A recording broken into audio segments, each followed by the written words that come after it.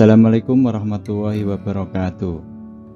Kembali bersama saya, kita akan belajar di pembelajaran kelas 6 di tema 1 subtema 2 pada muatan pelajaran SBDP dengan materi makna patung Nusantara. Tak henti-hentinya saya peringatkan kepada anak-anak bahwa kali ini sedang masa pandemi COVID, oleh karena itu kita wajib melaksanakan gerakan 3M, yaitu yang pertama memakai masker, yang kedua mencuci tangan, dan yang ketiga menjaga jarak atau social distancing. Oke, mari kita bersama-sama belajar tentang makna patung Nusantara. Sebelumnya kalian harus tahu apa itu patung. Patung yaitu karya seni 3 dimensi yang diciptakan dengan penuh imajinasi, ekspresi, dan ide.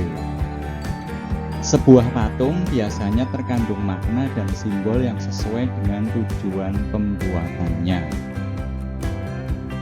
Contoh patung yang ada di Indonesia, yang pertama itu patung pemuda membangun, tempatnya ada di Jakarta.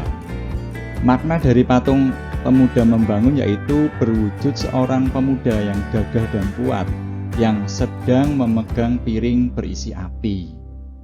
Dibuat sebagai penghargaan untuk keikutsertaan pemuda dan pemudi dalam membangun Indonesia. Piring berisi api itu menggambarkan semangat pembangunan yang tidak pernah padam. Nah, itu gambarnya patung pemuda membangun yang berada di Jakarta. Yang kedua adalah patung Garuda Wisnu Kencana. Tempatnya ada di Bandung dan Bali. Makna patung Garuda Wisnu Kencana yaitu yang pertama, patung berwujud Dewa Wisnu, itu yang ada di Bali ya, ada di Bali atau Bandung, sebagai dewa pemelihara dalam agama Hindu yang sedang mengendarai burung Garuda. Mengisahkan rasa bakti dan pengorbanan burung Garuda. Garuda bersedia menjadi kendaraan Dewa Wisnu agar dapat menyelamatkan ibunya dari perbudakan. Itu gambarnya patung Garuda Wisnu Kencana. Selanjutnya patung yang ketiga yang ada di Indonesia yaitu patung Sura dan Baya atau Sura dan Buaya, terdapat di Surabaya. Makna patungnya yaitu simbol dari sifat keberanian pemuda Surabaya yang tidak gentar menghadapi bahaya. Berasal dari kata ikan sura atau hiu yang berarti selamat dan baya atau buaya yang berarti bahaya, sehingga arti Surabaya adalah selamat dari bahaya.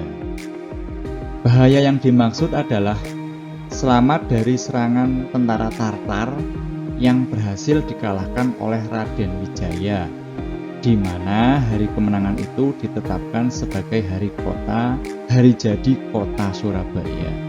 Ini adalah contoh gambarnya patung Sura dan Buaya. Yang keempat adalah patung perempuan membatik. Itu patung perempuan membatik berada di Solo. Maknanya sebagai ikon kebanggaan kota Solo. Itu adalah gambar patungnya. Yang kelima yaitu patung Jales Peva Jayamahe. Tempatnya di kota Surabaya, Jawa Timur. Makna patung itu adalah menggambarkan sosok perwira TNI Angkatan Laut berbusana pakaian dinas upacara atau PDU lengkap dengan pedang kehormatan yang sedang menerawang ke arah laut, siap menantang gelombang dan badai di lautan. Patung itu diperlihatkan Angkatan Laut Indonesia yang siap berjaya. Ini gambar patung Jales Peva Jayamahe.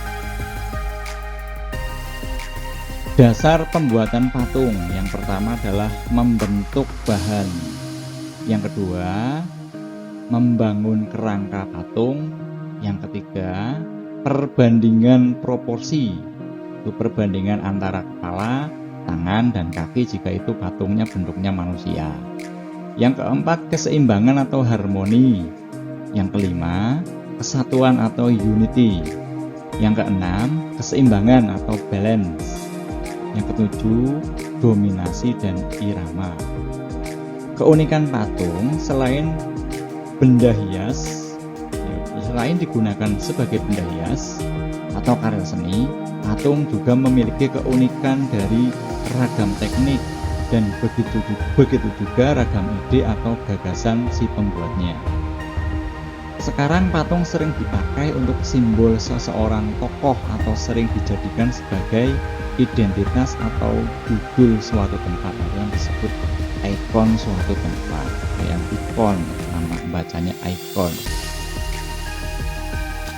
Dalam pembuatan karya seni patung ada beberapa macam gaya, diantaranya sebagai berikut. Yang pertama, gaya naturalis, yaitu patung yang bentuknya alami sesuai dengan objek yang sesungguhnya atau yang aslinya.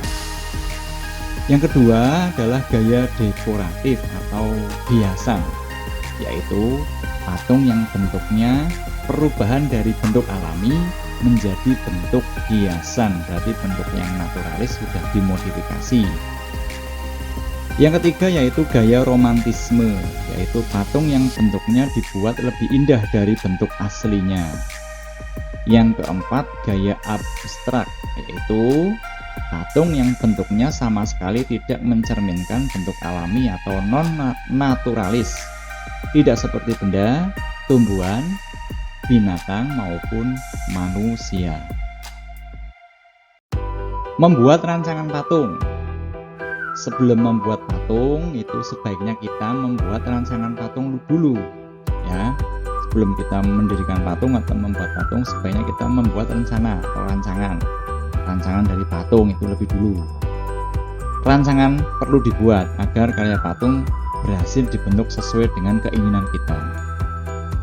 Nah, ini tahap-tahap membuat rancangan patung. Yang pertama, membuat sketsa patung. Sketsa itu adalah gambaran secara kasar dan bersifat sementara. Berupa goresan pensil sederhana, bentuk patung yang akan kita buat. Berarti bentuknya masih gambar ya, sketsa ya. Dari beberapa gambar sketsa, dipilih yang paling bagus untuk dibuat menjadi patung. Berarti sketsa itu tidak hanya satu, tapi beberapa gambar. Nanti yang paling bagus kita pilih untuk dibuat menjadi patung. Yang kedua, memilih alat dan bahan yang akan digunakan untuk membuat patung.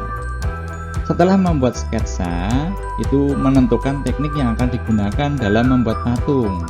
Biasanya menyesuaikan dengan bahan yang digunakan. Jika menggunakan bahan lunak, teknik pembuatannya menggunakan dengan cara teknik cetak. Kalau bahannya keras, contohnya kayu, logam, dan sebagainya yang keras. Kalau yang lunak itu bisa plastisin, ya, bisa sabun dan sebagainya. Kalau bahannya keras, itu menggunakan teknik pahat.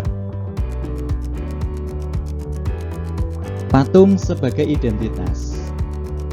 Patung itu tersebar hampir bahkan di seluruh daerah di Indonesia. Patung ada di situ. Setiap daerah memiliki patung dengan ciri khas yang berbeda-beda. Patung dapat menjadi simbol atau identitas dari suatu daerah. Contoh patung yang menjadi identitas daerah di Indonesia. Ada beberapa patung yang menjadi identitas daerah di Indonesia. Yang pertama itu adalah patung Bekantan. Patung Bekantan itu merupakan identitas dari kota Banjarmasin, Kalimantan Selatan. Bekantan merupakan hewan yang hidup di hutan Kalimantan, khususnya di Provinsi Kalimantan Selatan. Oleh sebab itu, patung besar berbentuk bekantan dibuat sebagai identitas dari kota Banjarmasin. Yang kedua adalah monumen Tonggak Samudra. Adalah patung hasil karya dari Gregorius Siddhartha yang berada di Tanjung Priok dan menjadi identitas Jakarta, ya, Tanjung Priok, Jakarta. Monumen tersebut awalnya diletakkan di pinggir pelabuhan Peti Kemas Tanjung Priok. Di Tanjung Priok kan ada pelabuhan Peti Kemas, awal mulanya ditaruh di situ patung tonggak samudra. Monumen tonggak samudra menggambarkan Jakarta sebagai jantung perdagangan Indonesia. Itu adalah gambar dari monumen tonggak samudra. Yang selanjutnya, yang ketiga, itu adalah Tugu Mangga. Tugu Mangga itu merupakan identitas dari daerah Indramayu, Jawa Barat. Indramayu terkenal dengan sebuah mangga cengkir sebagai hasil buminya, sehingga dijuluki kota mangga. Oleh sebab itu, tugu dengan patung mangga dibuat sebagai tanda identitas kota Indramayu. Itu adalah gambar Tugu Mangga yang berada di Indramayu, Jawa Barat. Demikian pembelajaran muatan seni budaya dan prakarya atau SBDP. Mudah-mudahan anak-anak semua bisa paham dengan penjelasan tersebut. Jika tidak paham, silahkan tonton kembali video dari awal sampai akhir dan jangan lupa like and subscribe. Terima kasih. Wassalamualaikum warahmatullahi wabarakatuh.